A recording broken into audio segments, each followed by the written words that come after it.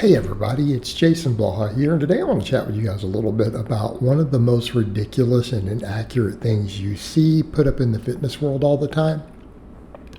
And that is always this comparisons between the legs of sprinters and the legs of marathon runners. Because the whole thing is not only not based on reality, the entire premise of it is ludicrous. And it denies basic principles of training and exercise science, and that's specific adaptations to imposed demands. In other words, if you want as much muscle as possible on your legs, you should probably train specifically to have as much muscle as possible on your legs. Okay? What you want to do with your cardio is kind of your own business, and it's also goal specific. Now, I'll get into that in a minute, but the ironic part here is that people are forgetting with these sprinters, these elite sprinters didn't build their leg mass by sprinting. They did it with weights. Because when you look at the programming and the strength and conditioning programming of elite sprinters, they all lift weights. All of them. The best sprinters tend to be able to squat 500 plus pounds. Okay? So in other words, most Olympic level sprinters would do well at a powerlifting meet. With the training and the muscle they already have, they would do pretty well at powerlifting meets competitively, completely different sport. Why? Because they do heavy squatting. Okay? That is part of the training for a sprinter. Incidentally, a lot of your endurance athletes also squat. Right? Lance Armstrong did a lot of leg work. Okay, because it carries over to your endurance stuff. It absolutely carries over to sprinting. There are plenty of exercise science studies going back decades showing how the barbell squat carries over directly to sprinting performance in sprinters, in athletes. So that's part of the problem. These people are weightlifting. Number two, elite sprinters, probably very gifted in leg development, muscle fiber distribution in the legs. They're going to grow their legs easier, right? They're going to tend to be fast twitch dominant with a lot of muscle fibers born with in their legs. That is what's going to make them elite sprinters, okay? In other words, if you're going to be elite in any sport, you probably have genes that are geared to make you better than the average person towards that specific sport. So the other thing to think about, and I won't go too much into, drug testing doesn't work. They're probably on PEDs. So what is our take homes here of this? Why do sprinters have jacked legs? Well, because they sprint. No. They have jacked legs because they do serious strength and weight training for their legs. Right, number one. Number two, they're probably genetically gifted in the leg department in terms of just total aptitude and what they were born with. Number three, they're probably on some anabolic substances. But again, the third one's more of a point of debate. We can't prove it. The first one is the strongest evidence, right? That one we can prove beyond a shadow of a doubt. It's well known, well understood in all sports circles. Number two, very, very reasonable inference.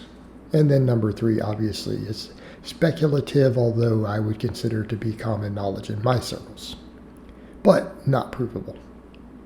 So that's why I placed them in that order of importance in terms of evidence, right? We go from the strongest to the weakest, but they're all factors. All three of them are really factors, and I believe that to be the case. All right.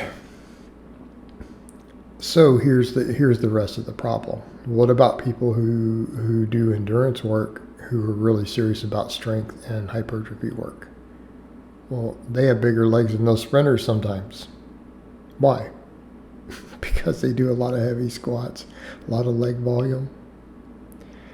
Perfect example, my friend Alex Viada, right? Wrote the book The Hybrid Athlete, did his doctoral work in hybrid athletes. He's got big jacked legs.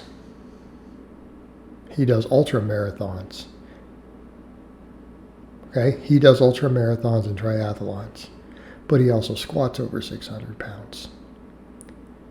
So here's the other take home. What is the factors here? Well, the weightlifting. That is what builds the leg. That's what builds the legs of him. That's what builds the legs of the sprinters. The type of cardio that they chose to do isn't really relevant.